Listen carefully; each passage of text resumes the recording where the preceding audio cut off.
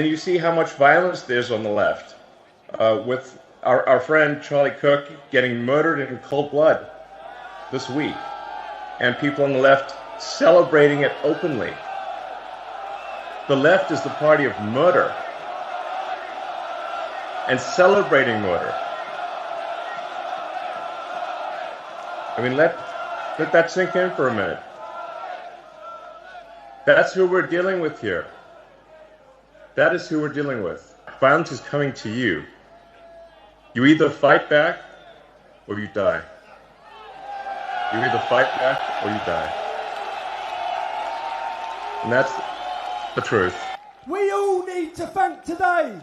This would not have happened without the next gentleman who I want to bring out here to speak to you for 2 seconds. 2 seconds.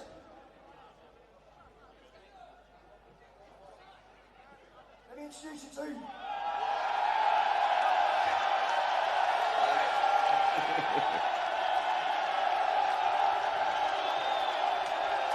Hello.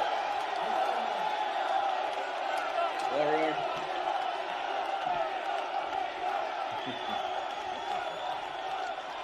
Congratulations. Congratulations, Tommy, on putting together an amazing event and really rallying the people of Britain.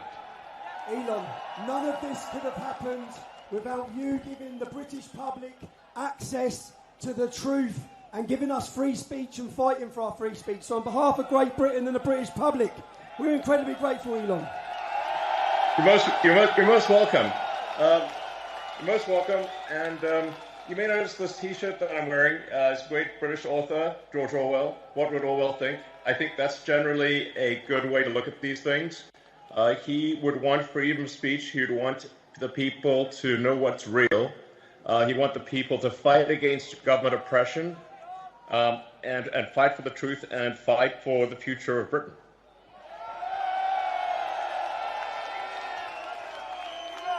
Elon, we are incredibly grateful for your time. We know what a busy man you are. Why is it important for you to be here today speaking at this Unite the Kingdom event?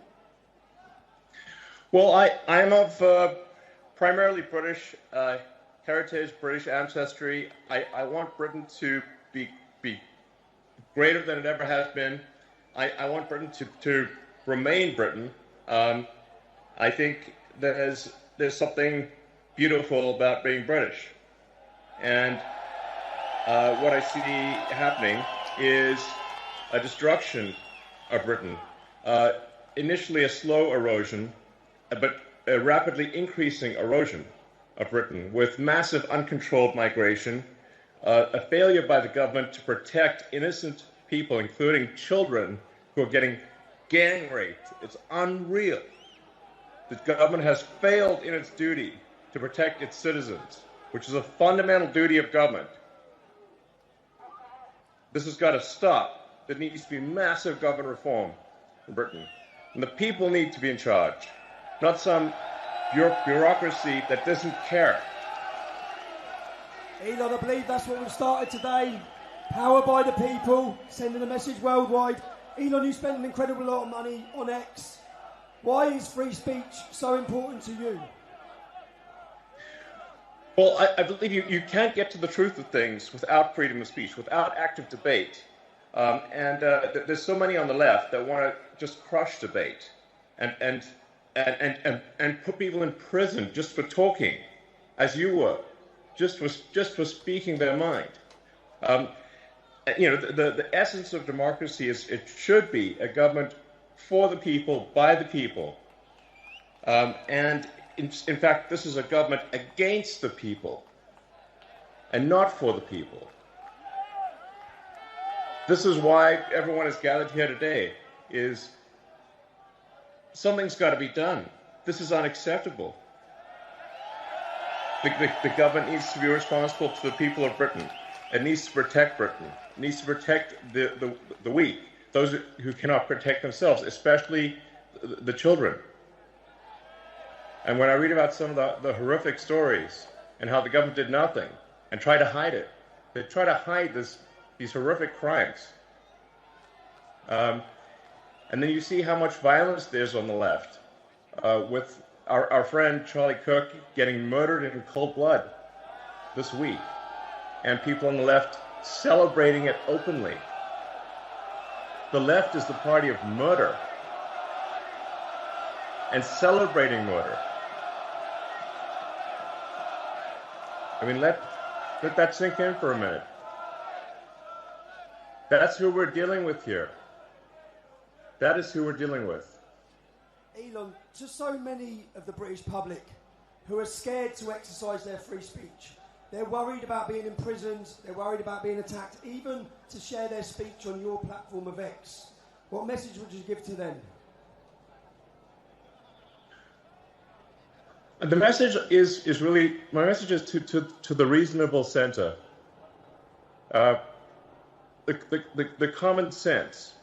Sort of, my appeal is to British common sense, which is to look carefully around you and say, if this continues, what world will you be living in?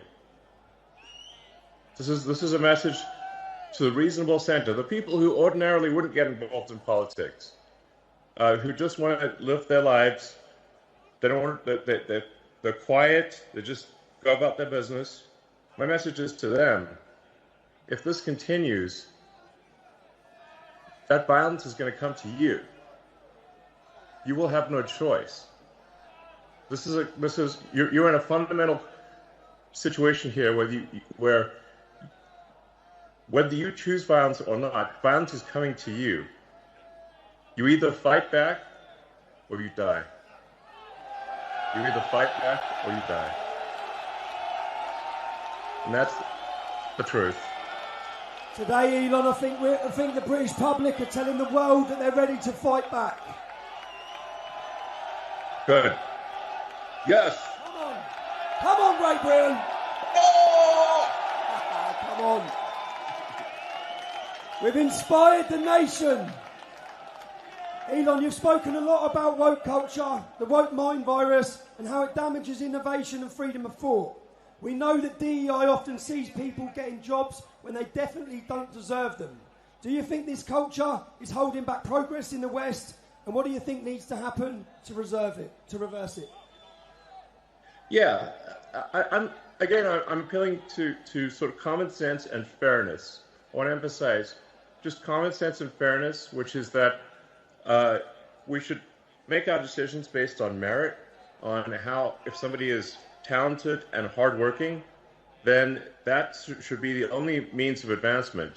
There should not be discrimination on the basis of sex or religion or any race or anything else. And what a lot of the woke stuff is, it's actually super racist, it's super sexist, and it's often it's anti-religion, but only anti-Christian. Like, why only anti-Christian? That's unfair. So this is why, again, my message is to the reasonable middle. Do you not want a world where there is fairness and common sense, and you advance as a function of how hard you work, and your talent, and your integrity? That should be all that matters. And the woke mind virus that I call it is against all of that. It's wrong. Thank you. Elon, we hear so much about censorship being pushed by governments and global corporations and organisations. A lot of people don't understand why we're allowing mass, uncontrolled immigration into all Western nations. Do you believe that there are powerful forces outside of elected officials, someone controlling governments, that are trying to control the flow of information, and how do we resist that pressure? I think when you look at the behavior of organizations or people, you have to say, what is the incentive for these organizations? And frankly, there's a massive incentive on the left to import voters. So if they can't convince their nation to vote for them, they're going to import people from other nations to vote for them. This is a massive factor. And frankly, it's a strategy that will succeed if it is not stopped. Thus far, it is succeeding. And you see strong movements to allow people who are not from Britain to vote in Britain, to allow people who are not from France or elsewhere to vote in those countries, and thus depriving the citizens of their democratic power. It's really a voter importation thing, and if they're allowed to succeed, if this is allowed to continue, they will succeed in importing voters, swaying the elections, and taking your vote away from you. That is 100% what is happening. Do you know what's great? The BBC and the mass media cannot control this, can they? I love it. I mean, the BBC is complicit in the destruction of Britain. And we pay for it, Elon. We pay for it. Yes. We're forced to pay for it. Do you know they send them to jail if we don't pay for it? You're forced to pay for your own destruction. It's insane. It's unfair. It is wrong. Elon, a lot of ordinary people that are here today, they feel ignored, they feel censored, or they're labelled just for speaking up about their legitimate fears and concerns in their communities. Do you believe technology, like X or even AI, can finally give power back to those people? Or do you think it will make censorship worse or even automate it? I mean, that's a complicated question. It really depends on what government is in charge. The government can obviously use whatever powers are available to suppress the people. And so I really think there's got to be a change of government in Britain. And you can't, we don't have another 4 years or whatever the next election is. It's too long. Something's got to be done. There's got to be a dissolution of Parliament and a new vote held. And really what matters is rallying the people of Britain, really getting the people of Britain to get the message out there, talk to your friends and family, and build a massive power base among the people. And like I said, you really got to appeal to the sort of average, the normal people that just want to go about their business, that they're sort of in a village somewhere, they're working, they just want to mind their own business. But you've got to point out to them that if we don't take action, they won't be able to mind their own business because other people are going to come and maraud them. There's genuine risk of rape and murder, and the destruction of the country, and dissolution of the entire way of life.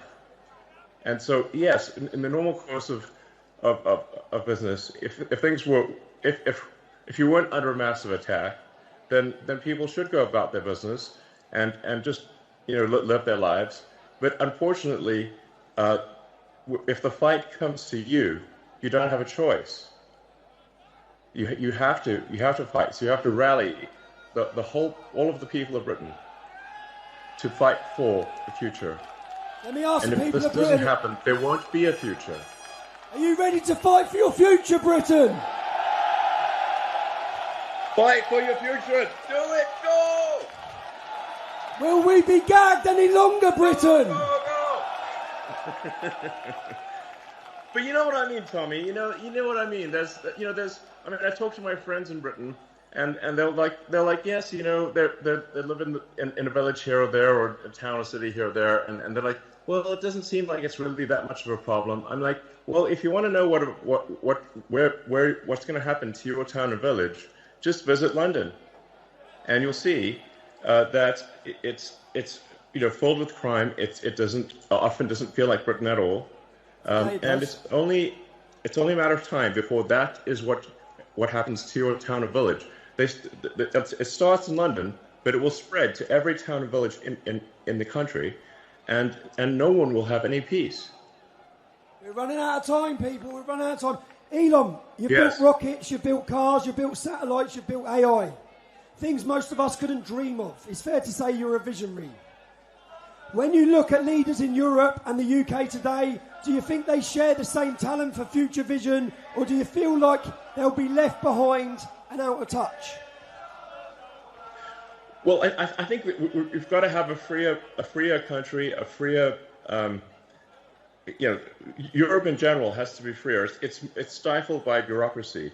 I think it's good that Britain left the EU because there's just too much bureaucracy in the EU. But frankly, instead of instead of really going down a path of personal freedom and deregulation and getting rid of these stifling regulations, unfortunately, the British government has pretty much stayed on par with the EU, if not in some ways made the stifling regulation worse. If you have excess government regulation and oppression, you stifle the freedom of people to try new and great ideas. And Britain used to be a country that did amazing things, some of the boldest things on the entire planet. And that is possible in the future. But it can't be done if you've got this massive oppressive bureaucracy and a government that doesn't care about its people. And that has to change. There has to be profound change. And there's not much time left. Elon, you've said before that civilization is fragile. We agree. Yes. It's precious. When you look at the West right now, every country in the West, with its wars, its divisions, its censorship, and its declining trust in institutions, none of us trust them at all. None of the public trust them. For good reason. Are you optimistic or pessimistic about where we are heading? I think if the people of Britain take charge and actually ensure that there's a government that represents their interests and not a government that represents foreign interests, then I think Britain has a great future. And I think we can be optimistic. I think there's amazing things that are possible. If the technology that's coming is used in the right way, we can have an incredibly exciting future, one which is, sort of Star Trek made real. It's sort of like the exciting utopian sci-fi where we have spaceships and we've got robots and we've got incredible technologies that are really exciting. But we need to preserve civilization long enough for that to happen, and we need to go onward and upward, and we need to fight for such a future. Such a future is not inevitable. We have to fight for such a future. I think that many British people had lost hope, but after today's scene, have you got hope again, Britain? Britain is awake. Thanks to you, Elon. Thanks to your input. Can we just ask... Well, thanks to you, Tommy. Thank you, brother. Can we ask, what do you see as the future of the UK and Europe in your vision? Where are we heading? What's the future like for us? Well, I think there needs to be a future where the people take charge, where there's deregulation, a massive reduction in bureaucracy, and generally a new hope, where people look forward, wake up in the morning and look forward to the future. They're excited about what's going to happen next. But we must have revolutionary government change for that to occur. And this is not ordinary course of business sort of stuff. This really requires everyone to sort of marshal the people, to take charge, reform the government, and make sure that you actually have a government that is for the people, by the people. And that's essential. And that's not... So we're really at a fork in the road here. We're at a fork in the road to darkness or greatness. And that will be decided only in a matter of years. And we must take the path to greatness. And that's the path that's exciting and inspiring and will make life worth living.